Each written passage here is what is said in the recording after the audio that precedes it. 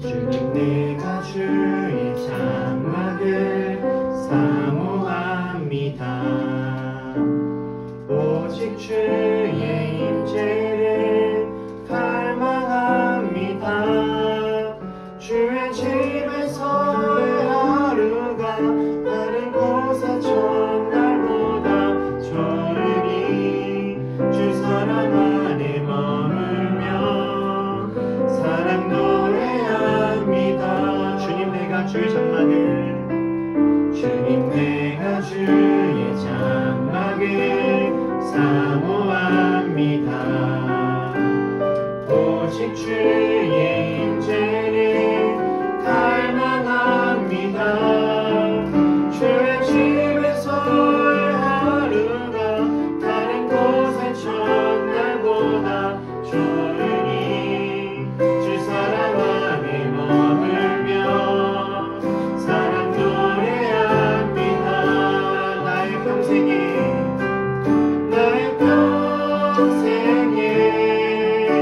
단 한 가지 소원 주의 아름다우심 보며 사랑 노래하는 것 나의 왕 되신 주님의 얼굴 구하며 주 사랑 안에 머물러 사랑 노래합니다. 주님 내가 주의 장막을 사모하 오직 주의 임재를 갈망합니다. 주의 집에서의 하루가 다른 곳의 첫날보다 좋으니 주 사랑 안에 머물며 사랑 노래합니다. 나의 평생에 단 한 가지 소원 주의 아름다우심 보며 사랑 노래하는 것 나의 왕 되신 주님의 얼굴 구하며 주 사랑 안에 머물러 사랑 노래합니다. 나의 평생에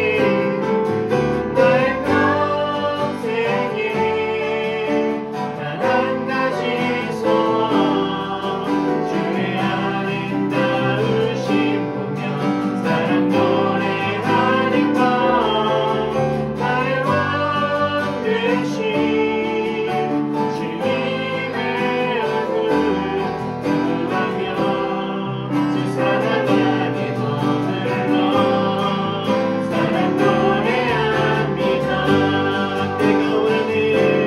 내가 원하는 한 가지 주님의 기쁨이 되는 것 내가 원하는 한 가지 주님의 기쁨이 되는 것 내가 원하는 한 가지 주님의 기쁨이 되는 것 내가 원하는 한 가지 주님의 기쁨이 되는 것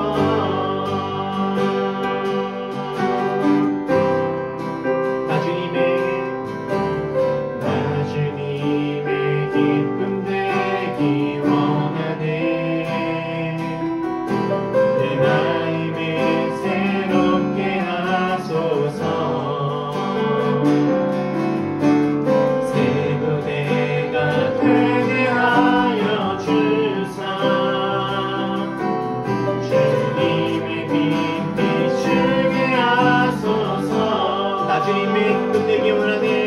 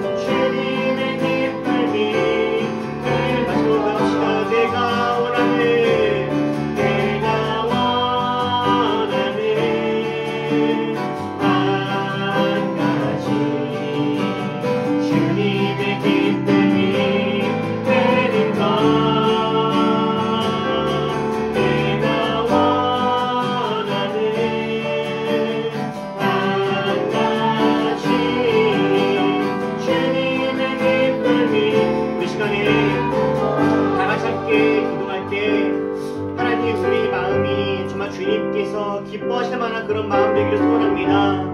한 주간 살아가면서 우리 안에 있었던 여러 가지 분노와 힘듦과 실망과 절망의 마음들을 주님께서 받아주시고 주님이 기뻐하실 만한 건강한 마음들로 주님께서 우리를 변화시켜 주시옵소서. 숨을 쉴 수 있게 하시고 소망을 품을 수 있게 하시고 다시 한번 기뻐하며 풍성한 삶을 잘 누릴 수 있도록 주님 우리 마음에 힘을 더하여 주시옵소서. 우리 다같이 함께 이를 위하여서 함께 기도합시다. 기도하겠습니다. 사랑하는 하나님 아버지, 이 시간 간절히 구하고 소원하기를 하나님 우리 마음이 하나님 안에서 더욱더 회복되어지며 건강해지기를 소원합니다. 하나님 우리를 힘들게 하고 어렵게 했던 여러 가지 감정의 굴들과 생각의 갈래 속에서 하나님 우리가 제자 찾기를 소원하오니 하나님 우리를 인도하시고 새롭게 나아갈 수 있도록 주님께서 함께하여 주시옵소서. 하나님 우리 모든 절망들이 주님 안에 소망으로 변화되게 하시고 분노와 낙심이 하나님 이해와 사랑으로 변화될 수 있도록 주님께서 아버지 인도하시고 함께하여 주시옵소서. 나의 삶과 나의 생각과 나의 감정들을 주님께 맡기오니 하나님 우리를 받아주시고 함께하셔서 하나님 안에서 우리로들로 하여금 참된 안식을 누리며 쉼을 쉴 수 있도록 주님께서 붙드시고 인도하여 주옵소서.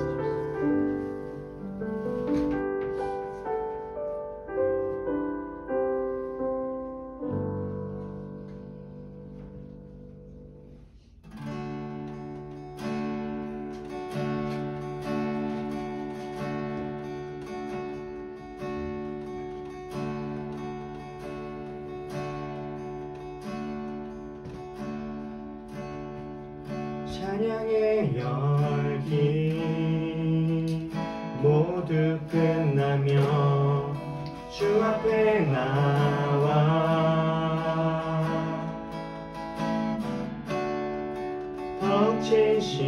벅진시라 예배 드리게 주님을 향한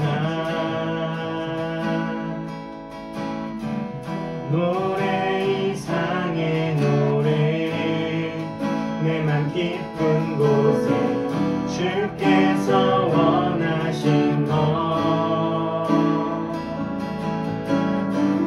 화려한 음악보다 끝없는 열정보다 중심을 원하시죠.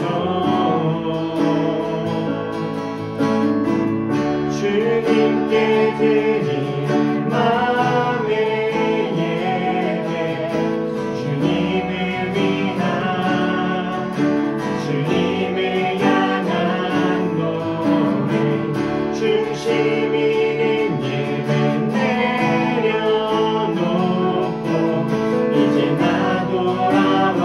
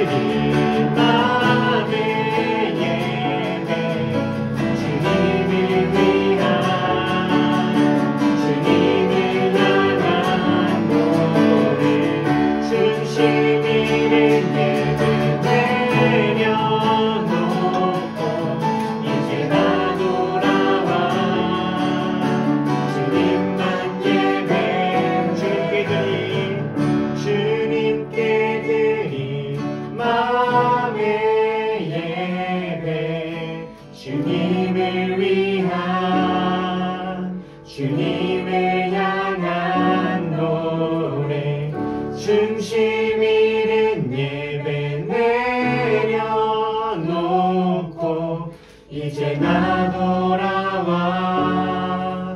주님만 예배해요. 우리 시간 마지막으로 한 번 더 기도할 때 주님 그렇습니다. 저희 예배에는 화려한 조명도 화려한 악기도 크고 훌륭한 성가대도 찬양팀도 없습니다.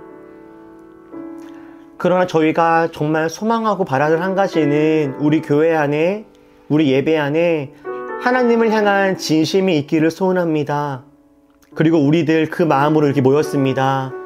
진심을 담아 주님께 예배드리게 하시고 진심을 담아 주님 바라볼 때 주님 우리들로 말미암아 주님께서 기뻐하시는 시간 될 수 있도록 우리 올리브교회 예배를 주님께서 받아주시고 함께하여 주옵소서라고 우리 예배를 중보하고 또한 교회와 여러분들의 예배를 기억하며 다 같이 함께 이를 위해서 함께 기도하면 좋겠습니다. 기도하겠습니다.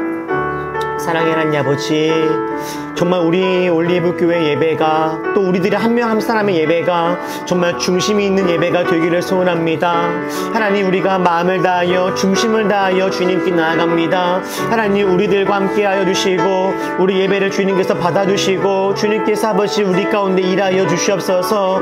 화려한 조명도 화려한 음악도 그 어떠한 것도 자랑할 것이 없지만 하나님 우리 중심을 들여 주님을 바라봅니다. 우리 마음을 다하여 주님을 기대합니다. 하나님 우리들 한 사람 한 사람을 주님께서 기억하여 주시옵소서. 주님께 나오기까지 용기가 필요했습니다. 주님께 예배하기까지 결단이 필요했습니다. 하나님 주님께 나아가기까지 우리가 힘을 일으켜 나아가야 했습니다. 하나님 우리들을 주님께서 기억하 주시사 주님께서 각 사람들에게 필요한 것들을 채워주시고 위로하시고 새 힘과 소망을 위로를 은혜들을 주님 더하여 주시옵소서.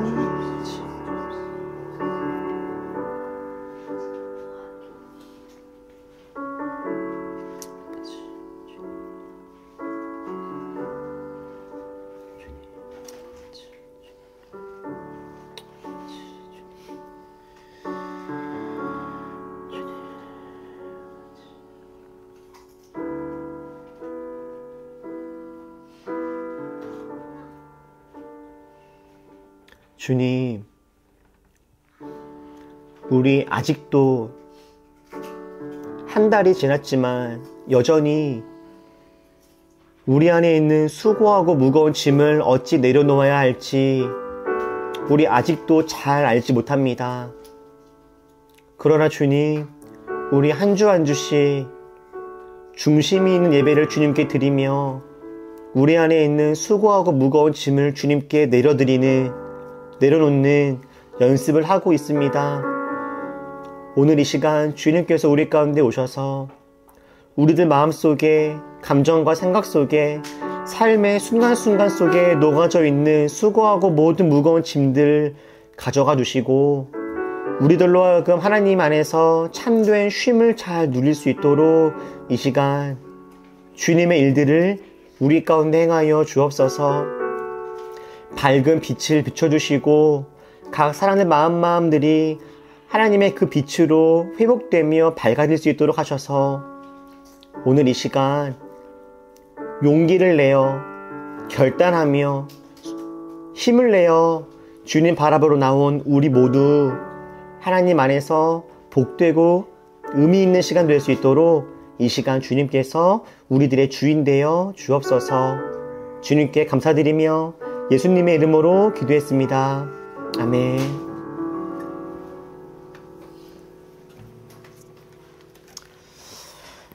우리 함께 나눌 말씀은 출애굽기 4장에서 보겠습니다.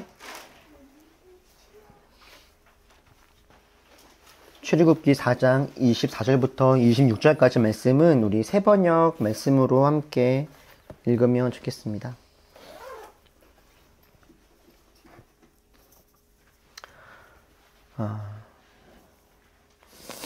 주보에도 있고요.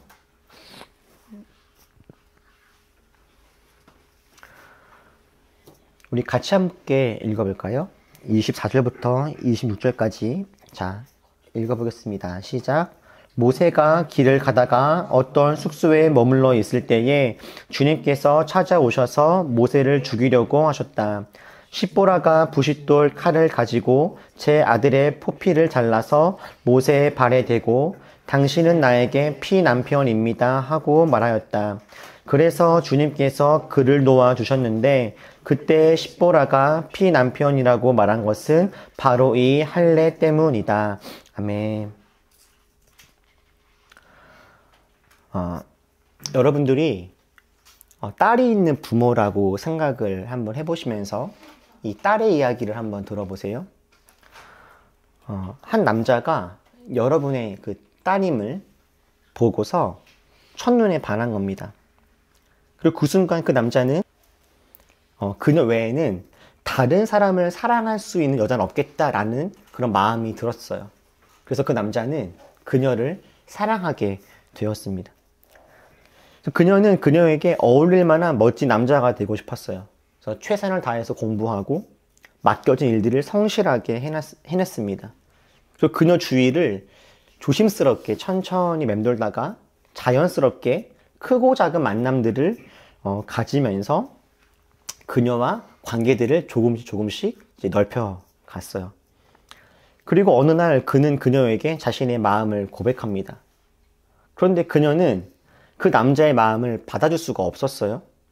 그녀가 생각하기에 자기는 너무 가난하고 하루하루 억척스럽게 살아가야 하는 상황인데 이제 그녀가 생각하기에 그 남자는 너무 여유롭고 멋있고 나보다 왠지 더 괜찮은 여자를 만나야만 할 것 같은 그런 어떤 자격지심, 열등감 이런 마음들이 들었던 거죠. 그런데 이 그녀를 향한 이 남자의 사랑이 변하지가 않았고 이 남자의 따뜻한 배려와 사랑이 끊임없이 이어지다 보니 그녀도 어느 순간 마음의 문을 열고 용기를 내어서 그 남자의 사랑을 받아들이기로 합니다. 그리고 한 5년간의 열애 후에 이 두 사람은 결국에 결혼에 이르게 돼요. 여러분들이 그 여자분의 부모님들이시라면 결혼하는 이 딸을 보면서 여러분들은 어떤 기대와 소망을 품으시겠습니까?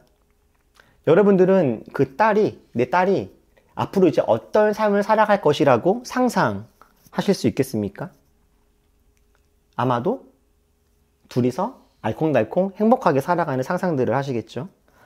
그런데 신혼여행을 갔다 온 딸이 집에 이제 오기로 했는데 당연히 같이 올 줄 알았던 그 신랑과 신부가 같이 오는 것이 아니라 딸만 집에 온 거예요.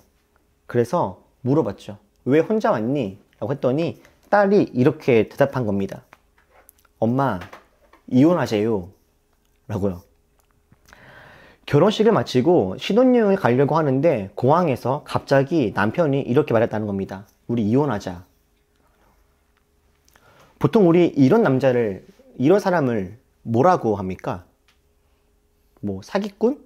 뭐 사기결혼? 이렇게 이야기하지 않습니까? 저는 놀랍게도 오늘 우리가 함께 읽었던 이 3절의 본문이 그리고 그 본문 속에 하나님이 마치 이런 모습 같다라는 생각이 듭니다. 그렇게 보이죠. 오늘 본문만 읽어보면요. 하나님은 평범하고 조용하게 삶을 살아가던 모세에게 본인이 찾아오셔서 모세를 흔들어 깨우셨습니다. 싫다고 반항하는 모세를 끈질기게 설득하셔서 결국에 모세로 하여금 새로운 꿈을 꾸게 하시고 새로운 삶을 살아가게 하셨죠. 모세를 통하여서 이루고자 하셨던 하나님의 그 꿈은 하나님 편에서는 정말로 중요하고 또 아주 오래된 계획인 것은 맞습니다. 하나님의 사람들이 하나님의 그 땅에서 하나님의 법과 식을 따라서 살아가게 하는 것. 우리는 보통 이것을 하나님 나라라고 하죠. 하나님의 사람들이 하나님의 땅에서 하나님의 뜻을 이루면서 살아가는 것. 하나님은 이 하나님 나라를 완성하려고 하셨어요. 그리고 이제 드디어 모세가 하나님의 그 마음을 깨닫고 헤아리고 자신의 과거의 삶, 원래의 습관을 떠나서 이제는 주님의 뜻을 따라서 주님께서 원하시는 삶의 걸음을 살아가려고 하는데 하나님이 뭐라고 하십니까? 출애굽기 우리가 읽었던 4장 24절. 정말 이해할 수 없는 문장이고 앞뒤 문맥과는 전혀 어울리지 않는 문장입니다. 만약에 이게 어떤 소설책이었다면 출판사가 편집을 잘못해서 앞이나 뒤에 들어갈 내용이 갑자기 중간에 잘못 들어간 것이 아닐까라고 의심할 수 있을 정도로 정말로 난데없는 문장이 나타난 것이 24절부터 26절까지의 본문이에요. 우리 같이 한번 읽어볼까요? 4장 24절을요. 같이 함께 읽어보죠. 자, 시작. 모세가 길을 가다가 어떤 숙소에 머물러 있을 때에 주님께서 찾아오셔서 모세를 죽이려고 하셨다. 우리가 지난주, 지지난주 계속 함께 봤던 것처럼 싫다고 하는 모세를 여러 번 찾아오셔서 끊임없이 모세를 설득하시고 설명하시고 모세에게 새로운 삶의 걸음을 걸어갈 수 있도록 이끌어 가신 분이 바로 하나님이었습니다. 그리고 모세가 드디어 하나님의 뜻을 따라서 그 길을 걸어가려고 하는데 이제야 결국 순종하기 시작했는데 하나님은 갑자기 모세를 죽이겠다라고 하시는 겁니다. 왜요? 하나님 왜 이러시는 겁니까? 이어지는 그 25절과 26절의 내용을 보면 이런 말씀이 나와요. 하나님께서 왜 이러시는지 그 의도를 깨닫고 모세의 아내인 십보라가 자기 아들에게 할례를 행하는데 하나님은 그제서야 모세를 용서하시고 놓아주시죠. 이것이 25절과 26절의 내용이었습니다.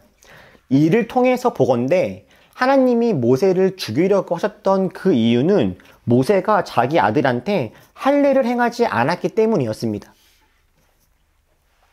하나님은 모세가 자기 아들에게 할례를 행하지 않았다라고 하는 이유로 이제 하나님의 꿈을 이루기 위해서 새로운 길을 떠나려고 하는 그 모세를 죽이려고 하시는 거예요. 그런데 이렇다라고 해도 이해가 안 되죠. 할례를 안 한 것이 그렇게 중요한 것이었을까 하는 질문 때문에 말이고, 또 한편으로는 굳이 이것을 사람을 죽이면서까지 그 어떤 할례를 하지 않은 대가를 치르게 하셔야 했을까라고 하는 그런 고민도 들어요. 여러분, 우선 할례란 뭡니까? 할례는 지금으로 따지면 남성들이 하는 포경수술 같은 것을 이제 할례라고 하죠. 하나님은 이 아브라함에게 하나님을 믿고 따르겠다라고 하는 언약의 상징으로 할례를 하라고 말씀하셨고, 그 이후부터 유대인들에게 할례라고 하는 것은 하나님과 하나님을 따르는 사람 사이에 어떤 계약 같은 겁니다. 어떤 사람이 나는 지금부터 하나님을 따르겠습니다라고 약속하고 결심할 때, 주님과 언약을 맺을 때 그 언약의 방식으로서 할례를 행하죠. 언약의 증표입니다. 그러면 하나님은 할례를 행한 그들에게 복을 주고 지켜주고 함께하겠다라고 하는 약속도 주셨어요. 이 당시에 할례를 행하지 않았다라고 하는 것은 하나님과 약속한 것을 지키지 않겠다라고 하는 의미이거나 하나님으로부터 복을 받을 것인데 나는 주님께 내가 해야 될 의무를 다하지 않겠다라고 하는 그런 의미이기도 했습니다. 정리하면 하나님 편에서 모세가 아들에게 할례를 행하지 않았다라고 하는 것은 하나님과의 약속을 지키지 않았다라는 것, 하나님 말씀이 자기 삶의 주인 되지 못하고 자기 뜻대로 행하려고 한다는 것, 이거를 아주 간단하게 표현하면 죄를 지었다라고 하는 것으로 설명할 수 있을 것 같아요. 그러니까 왕궁에서 나와서 광야에서 40년을 양을 치며 살아갔던 모세는 할례라고 하는 하나님의 약속을 까맣게 잊고 살았을 겁니다. 내가 일부러 죄를 지어야지, 하나님을 기억하지 말아야지라고 막 작심해서 죄를 지은 것이 아니라 살아가다 보니까요 그냥 까먹었을 거예요. 할례를 해야겠다라는 것 자체를요. 그런데 하나님의 부르심에 따라 하나님의 꿈을 듣고 사명을 감당하려고 하면서 하나님과의 그 기본적인 약속, 그 관계를 맺고 있지 않고 있는 모세를 하나님은 참지 않으셨다라고 하는 것이 오늘 본문의 핵심입니다. 그렇게 오늘 본문은요, 저희들에게도 한 가지 중요한 사실을 알려줍니다. 모세를 통해서 하나님이 꿈을 이루고자 하시는 것, 모세를 통해서 하나님의 비전을 이루고자 하시는 것, 이것보다 더 중요한 게 있다라고 말이죠. 그게 뭡니까? 하나님과의 관계라고 하는 거예요. 하나님과의 관계가 좋지 않다면, 아직 하나님과 나 사이에 해결되지 않은 죄가 있다면, 아무리 우리가 중요한 성취를 이루고 아무리 대단한 업적을 이루어도 그것이 그렇게 중요한 것이 아니다라는 거예요. 심지어 우리가 이루고자 하는 것, 우리가 살아가고자 하는 것이 하나님의 꿈이고 하나님의 일이라 해도 말이죠. 우리가 아무리 하나님이 기뻐하실 만한 거대한 일을 한다고 해도 심지어 이루었다라고 해도 그 과정에서 여전히 하나님과 나 사이에 풀지 못한 죄가 있다면, 해결하지 못한 관계가 있다면 그것은 이 일들은 그리 중요한 것이 아니다라는 거예요. 이스라엘을 출애굽시켜서 가나안 땅으로 가게 하시고 그곳에서 이스라엘 백성들이 하나님을 온전히 예배하면서 풍성하고 행복한 삶을 살아가게 하시는 것, 그들을 통하여서 이 땅에 하나님의 뜻이 이루어지고 하나님의 나라가 확장되게 하는 것, 이것은 정말 엄청나게 중요한 일이고 모세는 그 중요한 일에 첫 단추를 낄 사람이었습니다. 그리고 바로 이러한 중요한 일, 중요한 상황에 아무것도 몰랐던 모세를 부르시고 가르치시고 설득하시면서 결국에 어려운 출발을 하게 된 바로 이 상황에 하나님은 모든 판을 다 뒤엎으시면서까지 모세가 하나님과의 약속을 지키지 않았던 것을 지금 진지하고 신중하게 말씀하고 계시는 거예요. 이렇게 하시는 이유는 하나님의 꿈이 그다지 중요하지 않았기 때문이 아닙니다. 하나님의 꿈, 모세의 사명은 너무나 중요하고 여전히 귀한 것이지만 하나님은 죄가 있는 사람, 하나님과의 약속과 언약을 중요하게 생각하지 않는 사람과는 함께하지 않겠다라고 자신의 마음을 밝히시는 거예요. 저는 사실 오늘 이 말씀을 읽을 때, 볼 때 새로운 교회를 개척하며 새 길을 걸어가려고 하는 저와 우리들 모두에게 오늘의 말씀은 정말 참 중요하다라는 생각이 듭니다. 여러분, 우리들은 교회를 왜 개척한 겁니까? 우리는 왜 그냥 원래 주위에 있는 원래 다니던 교회를 다닐 수도 있었지만 우리는 왜 새로운 교회를, 올리브 교회를 개척을 하고 이렇게 마이크도 없어서 녹음기를 끼고 서로 앉을 자리가 없어서 10명도 안 되는 사람들이 어깨를 비집고 앉아야 하는 이런 공간에 일요일만 잠깐 빌려서 쓰고 돌아갈 때 되면은 또 잘 정리하고 돌아가야 하는 왜 이런 교회를 우리는 왜 시작을 하고 이렇게 예배를 하고 있는 걸까요? 그 이유는 우리는 새로운 시대, 새로운 대안을 가진 정말로 건강한 믿음의 공동체를 이루고자 함 아닙니까? 우리가 꿈꾸는 교회, 우리가 꿈꾸는 공동체는요, 분명히 하나님께서 기뻐하실 만한 모습이고 이 시대에 필요한 교회임에 틀림이 없을 겁니다. 그래서 저희는 오늘의 본문이 저희들에게 정말 더 중요한 것 같아요. 아무리 좋은 가치, 아무리 좋은 꿈과 비전을 가지고 있다고 해도 그것을 이루는 사람들한테 정말 중요한 게 있다는 것을 하나님께서 말씀해 주시기 때문이죠. 그것이 뭐예요? 아무리 좋은 꿈, 아무리 좋은 가치가 있다 하더라도 그 사람들이 더욱더 조심해야 되는 것은 나와 하나님과의 관계가 어떠한지를 우리는 끊임없이 돌아보고 잘 살펴보아야 한다라는 겁니다. 정말 특별히 좋은 꿈과 좋은 방향성을 가지고 있는 사람들이 더욱더 조심해야 되는 이유는 그 좋은 꿈과 좋은 가치가 우리들 스스로를 속일 수 있기 때문에 그렇습니다. 좋은 꿈과 좋은 방향과 좋은 가치를 가지고 있다라고 하는 것 자체가 마치 내가 이미 좋은 사람이 된 것만 같은 오해나 착각을 불러일으킬 수도 있기 때문이죠. 모세가 앞으로 하고자 하는 일들은 분명히 하나님 보시기에 기쁜 일이었고 모세로서는 자신의 삶을 충분히 헌신하고 주님께 결단해야지만 할 수 있는 일이었습니다. 그렇기 때문에 그 일을 행하는 내가 할 일을 행하지 않은 것, 하나님과 약속을 지키지 않은 것은 어쩌면 모세 입장에서 사소한 일이라고 치부할 수도 있을지 몰라요. 그러나 하나님은 그렇지 않다라고 이야기를 하고 계신 거죠. 저를 비롯해서 한국교회에 대해서 크고 작은 안타까움을 표현하시는 분들이 있죠. 이 사람들이 속지 말고 항상 기억해야 될 것이 이겁니다. 나도 그 한국교회의 일부분이다 라는 사실이요. 혹 한국교회 안에 크고 작은 문제가 있다면 나 역시 그 문제에서 자유로울 수 없고 나 역시 최소한 n분의 1만큼은 책임이 있다는 것 우리는 기억해야 할 겁니다. 그런데 어떤 문제들에 대해서 문제의식을 가지고 문제제기를 하는 사람들이 놓치기 가장 쉬운 실수가 바로 그렇게 문제제기를 함부로 하고 있음으로 말미암아 나는 그 문제 속에 있는 사람들과는 다른 사람이다 라고 하는 착각을 하게 된다는 거죠. 그러니까 누군가를 비판하다 보면 그 비판에 숨어서 나는 그런 사람은 아니야 라고 하는 것을 자기 스스로 착각하거나 오해할 수가 있을 위험이 아주 크다라는 거. 사실 저희 교회를 이렇게 봤을 때 우리 올리브교회 담임 목사이고 지금 설교하고 있는 저나 또 우리 교회 우리 교역자이신 우리 김수겸 전사님이나 오늘도 주일 예배 주일날인데 우리들의 어떤 뭐 옷이나 외적인 모습을 보면 전형적인 목사 전도사의 모습은 아니죠. 오늘도 우리 수겸이 전도사님은 망사 옷을 입고 왔는데 다행히도 속에 또 흰 티를 받쳐 입으셨어요. 원래 같았으면 진짜 흰 티도 안 입고 왕사만 입었을 수도 있는데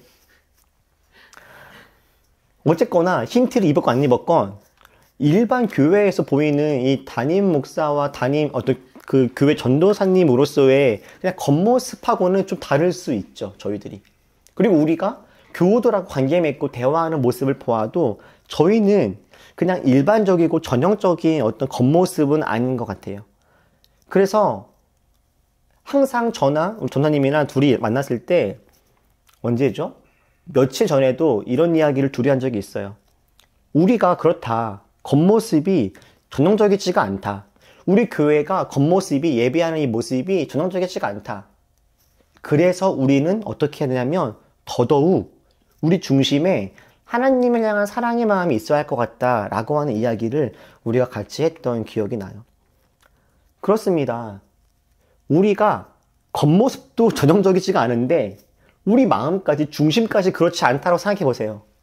그건 정말 큰일이죠. 과거 교회는요. 좋은 신앙생활의 척도를 주일 성수, 11조, 술, 담배 안 하는 것으로 생각한 적이 있었습니다. 그런데 이게 너무 율법적이고 기복적인 신앙 모습을 나타낸다라고 하면서 이에 대한 비판이 많이 있었죠. 주일 성수하고 11조하고 술, 담배만 안 한다고 해서 이게 좋은 그리스도인입니까? 라고 하는 반론들이 많았던 거예요.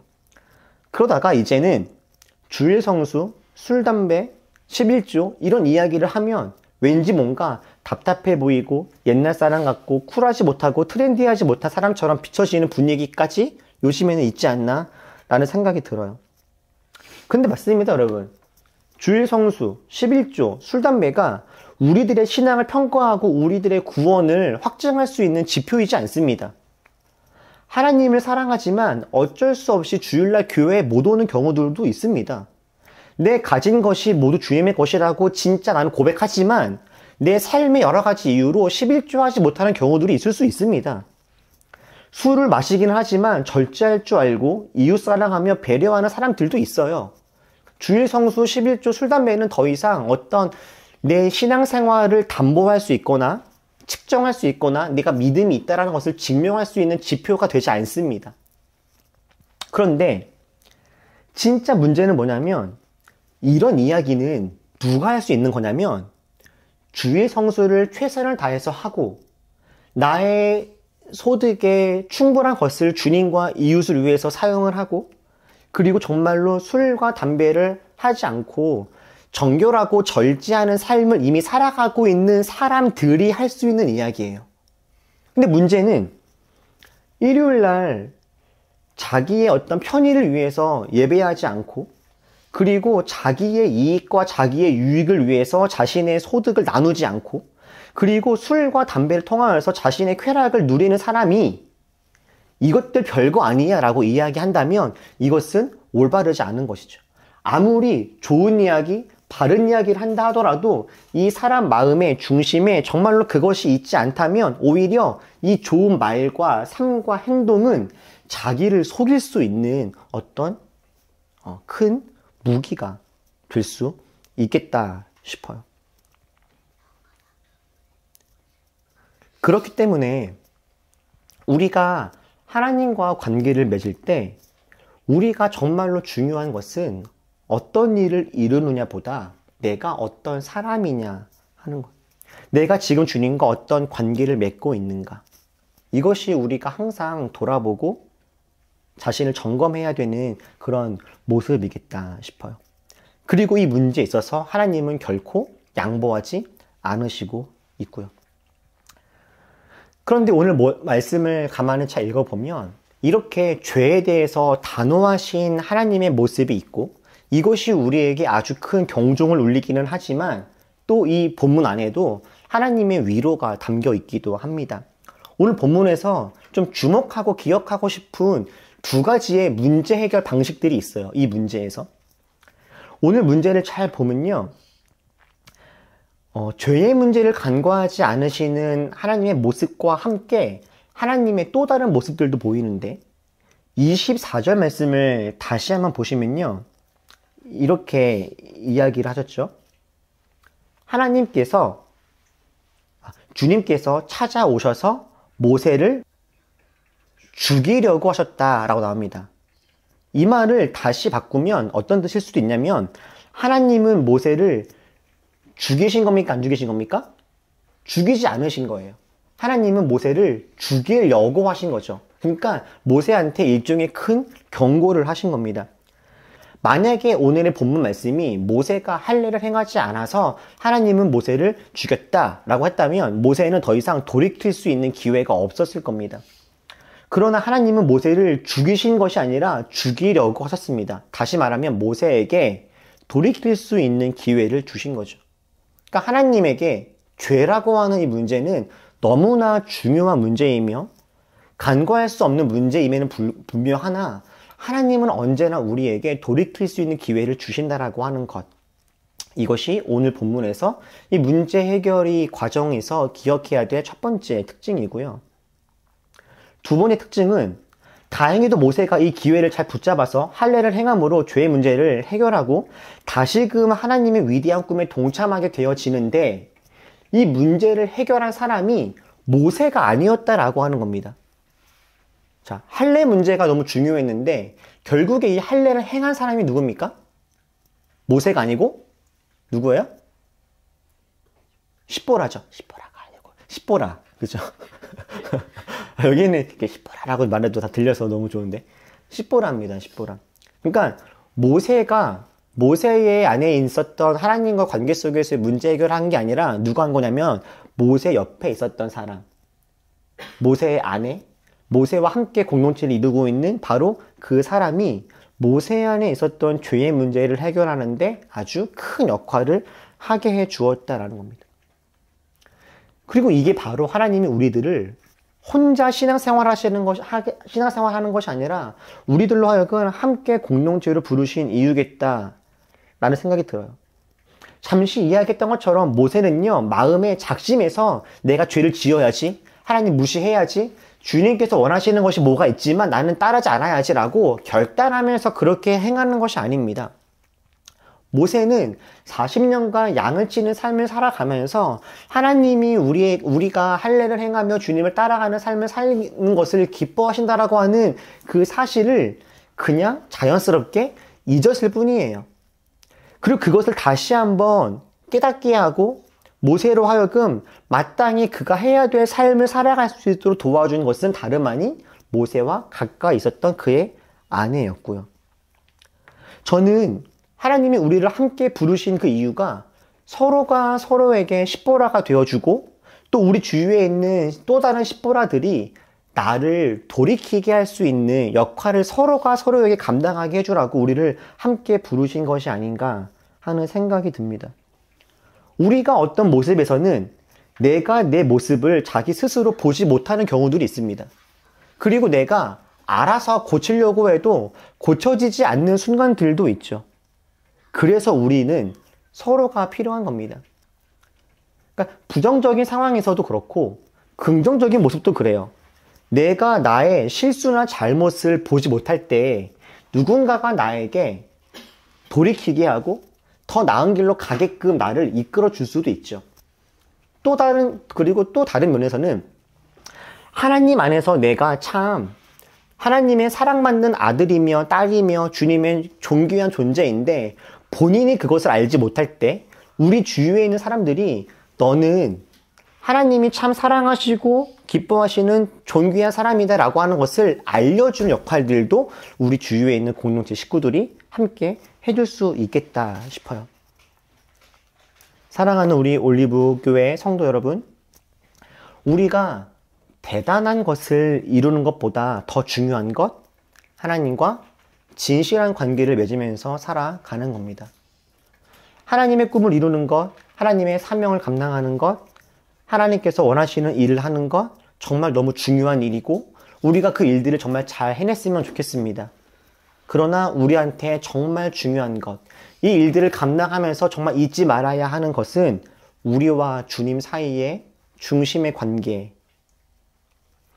아무리 대단한 일을 했을지라도 우리가 죄악 속에 있고 하나님과의 관계가 깨어져 있다면 그것보다 더 불행한 인생은 없습니다.